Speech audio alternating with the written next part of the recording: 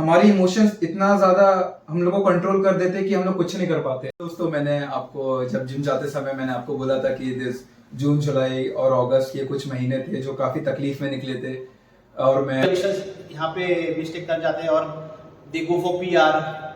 But चीजें आपको eventually ठीक करनी पड़ती है, एफर्ट डालना ही पड़ता है। चीजों को आप सोल्यूशन फाइंड आउट नहीं करोगे तो सो वही है कि यार एक सीखने वाली बात है, एक लर्निंग की बात है ऐसे बड़े क्रिएटर्स से। मैं ये चीज हमेशा बोलता रहता हूँ कि मेंटालिटी बहुत ही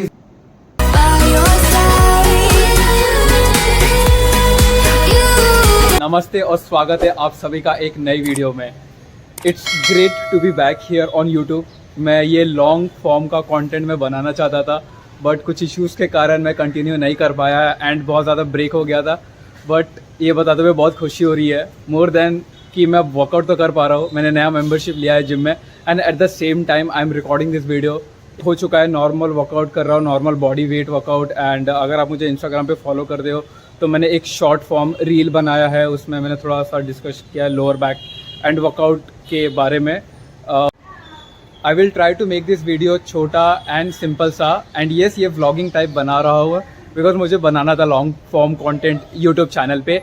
एंड आज मंडे है, मैंने ऑलरेडी एक वीक में वर्कआउट किया है, कोर मसल्स को, लोअर बैक को ध्यान पे रख के अच्छे से कंडीशनिंग थोड़ी की है, जो ब्रेक लिया था इतना सारा के बाद वर्कआउट किया है। आज जिम जाऊँगा, मेम्बरशिप नया लिया है, तो एक वीक होने के बाद मैं आपको आज संदेश सर से मिलाऊंगा who have a decade of experience in this bodybuilding and muscle का जो भी है ट्रांसफॉर्मेशन, वो बहुत ही एक्सपर्ट है बेसिकली।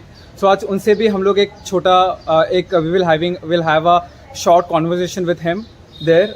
कैसा स्टार्ट करे थोड़ा, इट्स यू नो मेरे लिए कैसा है कि it's always good to learn from people who have experience. और सर तो एक्सपर्ट है ही, like he is a manager of the gym and at the same time मेरे फ्रेंड के पर्सनल कोच है, तो मैंने अपने दोस्त का ट्रांसफॉर्मेशन देखा है। So we having a short talk with him and मेरा जो वर्कआउट रूटीन रहता है it's not always push pull और ब्रो स्प्लिट, बट मैं थोड़ा चेंजेस करके सेम में एक्सप्लोसिव वर्कआउट के साथ बहुत ज़्यादा ऐड करता हूँ। बेसिकली आप हाइब्रिड ट्रेनिंग बोल सकते हो। सो लेट्स सी, आज का ये वीडियो बहुत ही ज़्यादा मीनिंगफुल होने वाला है, तो जो एंड का पार्ट रहेगा प्लीज़ अच्छे से देखना and I hope I connect with you all.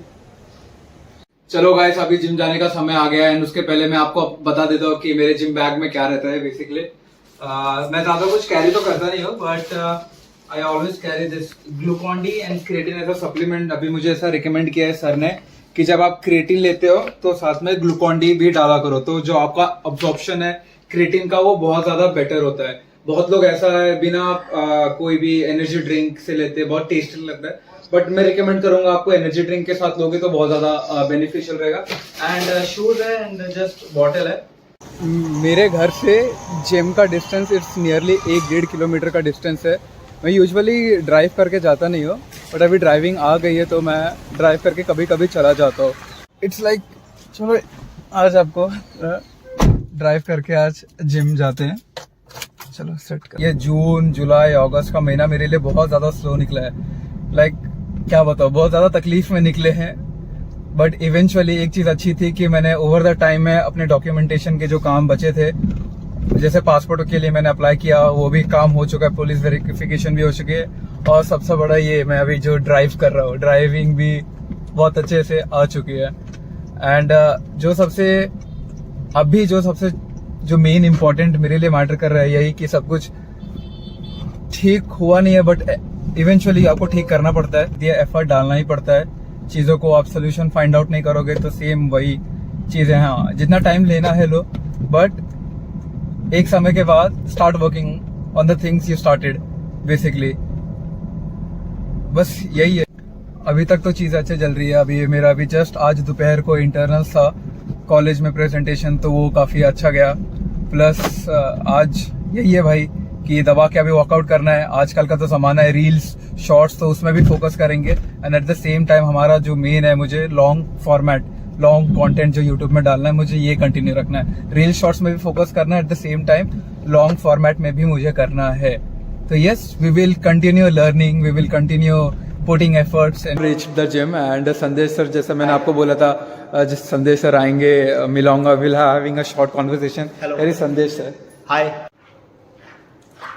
Hi all, जैसे मैंने आपको बोला था कि ये है Sandesh sir and he is having a decade of experience in this fitness industry and काफ़ी एक्सपर्ट है ट्रांसफॉर्मेशन एंड एवरीथिंग में. And I feel very lucky कि मैं इनके साथ टच में हूँ और ये मुझे रिकमेंड करेंगे.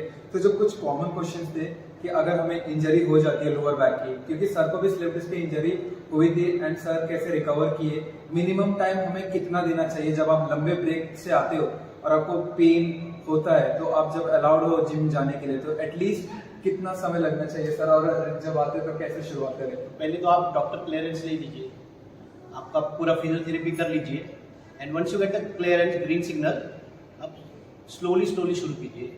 डोंट रश बिकॉज इसको टाइम जाएगा. So start with the basic workouts, see what all movements, आपको कुछ मूवमेंट में डिफिकल्टीज आ रहा है, गो स्लो. अभी जैसे डेडलिफ्ट हो गए, स्क्वाट्स हो गए, ये सब बहुत ही मेजर कंपाउंड एक्सरसाइज है, तो हम लोग इसको कब तक मतलब कब शुरुआत कर सकते हैं? Slowly build your foundation. पहले स्टार्ट विद द बेसिक और start with machines.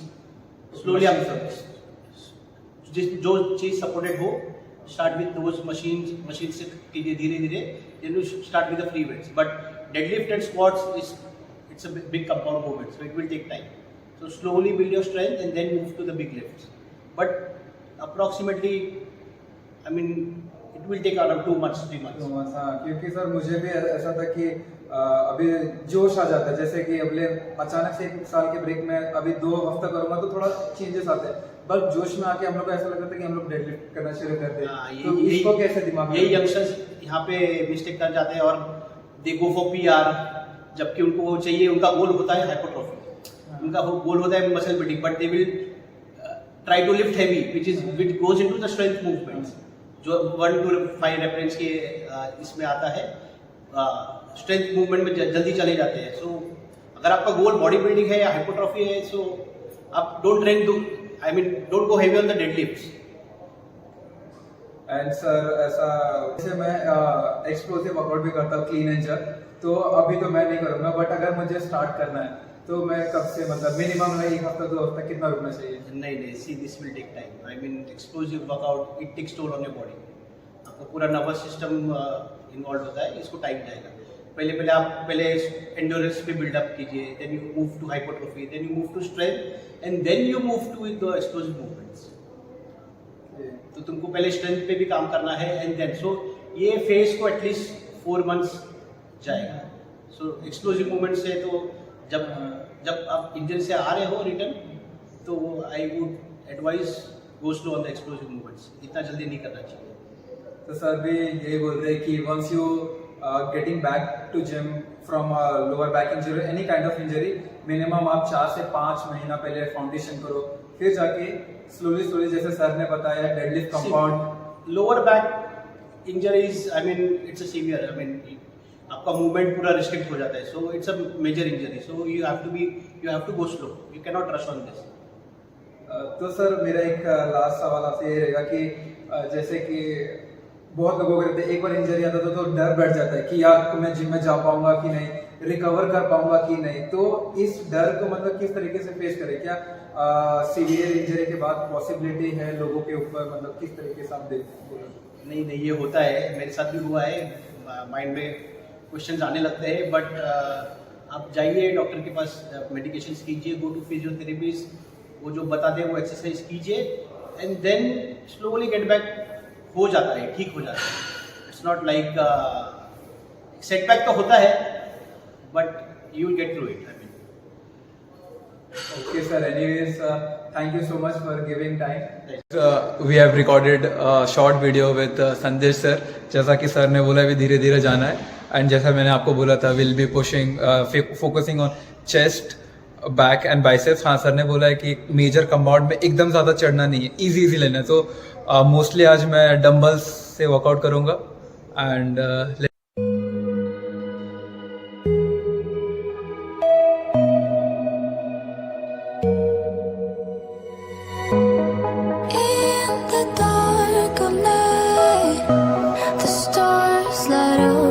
sky.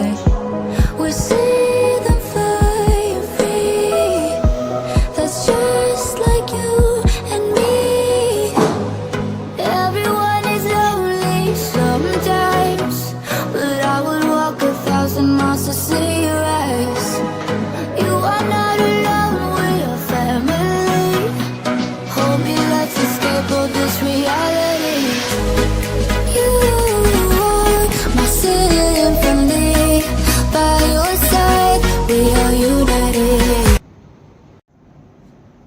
The workout is almost completed now.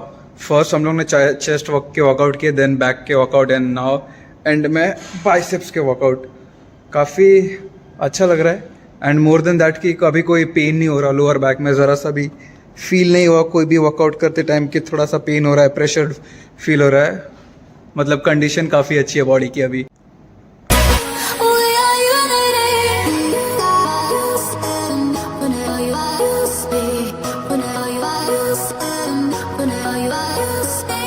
दोस्तों मैंने आपको जब जिम जाते समय मैंने आपको बोला था कि जून जुलाई और अगस्त ये कुछ महीने थे जो काफ़ी तकलीफ में निकले थे और मैं यूट्यूब से भी ब्रेक ले लिया था. मतलब वीडियो नहीं बना पा रहा था, कांस्टेंट अपलोड कुछ ना कुछ नहीं कर पा रहा था. It because I was suffering from something and right now I have the strength to make this video. That's the reason अभी मैं सामने मेरे ट्राइपॉड है और मैं वीडियो बना पा रहा हूँ. You know, I've always keen towards spirituality and soul consciousness. It's like कि आपके जिंदगी में जितने भी सफरिंग आती है, तकलीफ होती है आपको, वो डायरेक्ट या इनडायरेक्ट आपकी कर्मा की वजह से. छोटी मोटी तकलीफों की बात नहीं कर रहा, मतलब ऐसा कि कोई बड़ी प्रॉब्लम्स आती है तो वो कर्मा की वजह से है. और ये चीज मुझे और भी ज्यादा क्लियर हो गई थी जब मैं अपने एक फ्रेंड के जिम मॉन्क के साथ हम लोग मिले थे. It was a blessing to meet that guy. तो उन्होंने भी यही बात कही थी कि जो भी लाइफ आपके पास है, जो भी मिली है या जो चीजें आपकी जिंदगी में आती है जाती है, it's because of the Karma. आपने जो कर्म किए हैं, सो आप कर्म अच्छे करो. और अगर आपकी जिंदगी में तकलीफें आती है तो उसको बोलना बहुत आसान है कि अगर आपके जीवन में तकलीफ आती है तो फाइट करो. हम मोटिवेशनल वीडियोस देखते हैं, पॉडकास्ट सुनते हैं, बट यार जब उस मोमेंट में जब रहता है ना तब असली एक तरह का चैलेंज आता है आपको. मैं खुद की बात कर रहा हूँ. मैं एकदम ज्यादा अगर मैं भी जब तकलीफें आई और साथ में मैं वीडियो बना रहा होता तो शायद मेरे लिए कोई तकलीफ जैसा कुछ होता ही नहीं. I couldn't do it. But right now by time things gets fine. That's the reason I am here speaking to you all. मैं ये चीज हमेशा बोलता रहता कि मेंटालिटी बहुत ही जरूरी है हमारा, किस तरीके से हम ओवरकम करते हैं. आप क्रिस्टियानो रोनाल्डो का कुछ इंटरव्यू देखोगे तो वो बोलता रहता है I am the best, affirm करता रहता है, जो वर्ड्स अफर्मेशन के यूज करता रहता है. सेम एग्जांपल मैकग्रेगर जो बॉक्सर है, आप उसका एटीट्यूड देखोगे. बट ये तो बहुत बड़े एग्जांपल हो गए. बट आप नॉर्मल लेवल में लोगों को देखोगे, कुछ लोगों की जिंदगी में तकलीफ आती है बट वो लोग मेंटली इतना स्ट्रांग रहते हैं कि उसको ओवरकम कर लेते हैं. मतलब सॉल्यूशन तुरंत मिल जाता है उनको. वो उनके प्रॉब्लम भी बहुत बड़े रहते हैं बट ये है कि उनको इस तरीके से वो लोग हैंडल करते हैं कि उनके साथ बहुत बार हो चुका है, या फिर वो लोग मेंटली ऐसा गॉड गिवन स्ट्रेंथ बोल सकते रहते. बट और दूसरे टाइप के लोग रहते बहुत टाइम लगाते. और कुछ लोग ऐसे होते हैं कि बहुत सफर करते रहते. बट बोलने का मतलब यही है कि जब आपकी लाइफ में इश्यूज आते हैं, you should be willing to find the solution. आप उस समय पूछते रहिए कि इसका सॉल्यूशन क्या है. हाँ, समय लगेगा, कम समय लगेगा, ज्यादा समय लगेगा, वो आपके ऊपर निर्भर रहता है. But keep asking what is the solution. ये मेरे एक राजन सर है हिस्ट्री के, वो हमेशा ये बताए थे, look for this solution when things are not going right, how to make it right. And एक पॉडकास्ट भी मैंने सुना था रणवीर अलाहाबादिया, जिसमें बीके शिवानी मैम भी आई थी. तो उनमें रणवीर अलाहाबादिया ने भी यही कहा था कि आप ट्राई करो टू बी बिजी. आप अपने शेड्यूल काम करो. हाँ, दर्द रहेगा, चीजें वैसी रहेगी, बट बाय टाइम जब आप अपने काम में फोकस करोगे चीजें ठीक होते जाएगी. आपके पास इनफ स्ट्रेंथ आ जाएगा कि आप कंटिन्यू रख सको अपना काम. और बीके शिवानी मैम ने भी बोला था कि if god is giving you problems, situation, hard situation, be a man of words. भगवान को बोलो yes, if you have given me pain I will face it with my full integrity. ठीक है, आ गई है. इसका मतलब ये नहीं कि भगवान से भी भरोसा तोड़ देना, लोगों से भी भरोसा तोड़ना. बोलना आसान है, मेरा भी ऐसे ही था भाई. I don't really have a big huge YouTube audience right now, but कुछ लोग थे, 5-6 लोग एटलीस्ट, मुझे पूछे कि तेरा वीडियो क्यों नहीं आ रहा. एंड मैं उनको यही बोला कि अभी तो अपलोड नहीं कर रहा हूँ, बट यस, कुछ समय बाद मैं कंटिन्यू वीडियो अपलोड करूंगा. बट लोग अभी मैं बिल्कुल भी ये पोर्ट्रे नहीं कर रहा हूँ इस पार्ट में क्योंकि मेरी तकलीफ थी, मुझे ये था, वो हुआ, ब्रेक लिया. नहीं, मैं बस ये बोलना चाहता हूँ कि अगर तकलीफें आती है, समय लो, ओवरकम करो, सॉल्यूशन निकालो. और दूसरा ये कि जब मैं दूसरों की इश्यूज देखता हूँ, लाइक जो यूट्यूबर्स है जो अभी जैसे साकेत गोखले, वो भी फिटनेस इंडस्ट्री में बहुत ही बड़े लेवल पे पहुंच चुके हैं अभी तक, मैं उनको देखता हूँ कि उनके लाइफ में अभी तकलीफें आ रहेंगी, बट फिर भी वो कंसिस्टेंट कितना है, बहुत ज्यादा कंसिस्टेंट है। एंड अभी आप देख रहे होगे अंकित करके, जो हरियाणा के 75 डेज के चैलेंज के लिए इतना 4 मिलियन भाई फॉलोअर्स इंस्टाग्राम पे है, 4 मिलियन, मतलब उन्होंने ये एक्चुअल इन्फ्लुएंसर का काम किया है। ये don't live a luxury life, पूरी करोड़ों की गाड़ियां नहीं दिखाते, but still first second third tier के लोगों को, जो प्रोफेशनल वीडियोस बनाते हैं, हर एक लोगों को उन्होंने इंस्पायर किया है। तो आप देखो कि उस बंदे के पास, अगर आप देखो, उन्होंने ये स्टेटमेंट वो खुद ने दी है कि वो 10,000 की नौकरी करते हैं एंड अपना फिटनेस का साइड बाय साइड करते रहते हैं, एंड अभी देखो क्या जंप मारा। तो उनके लाइफ में भी कितने तकलीफें रहेंगी, बट फिर भी उन्होंने कंटिन्यू किया, वीडियो बनाना कंटिन्यू किया, वर्कआउट रूटीन किया, because he was satisfied whatever lord Shiva has given him and to all. So वही है कि यार एक सीखने वाली बात है, एक लर्निंग की बात है ऐसे बड़े क्रिएटर्स से, जब उनकी स्टोरीज आप जानते हो। रणवीर अलाहाबादिया भी बहुत तकलीफों में गए, बट उनका थोड़ा अलग है। बट छोटे एग्जांपल देखेंगे तो अंकित, जो अभी 4 मिलियन 75 डेज चैलेंज का, उनका स्टोरी देखो, कहां से कहां पर वो पहुंच चुके हैं। साकेत गोखले जो कंसिस्टेंट रहते हैं, so it's very inspiring, you know, from them, कि उनको देख के थोड़ा कंपेयर करके थोड़ा अपने आप को पुश आता है, खुद हम लोग इंस्पायर होते हैं कि हाँ, लोग भी इससे बदतर से बदतर सिचुएशन में थे।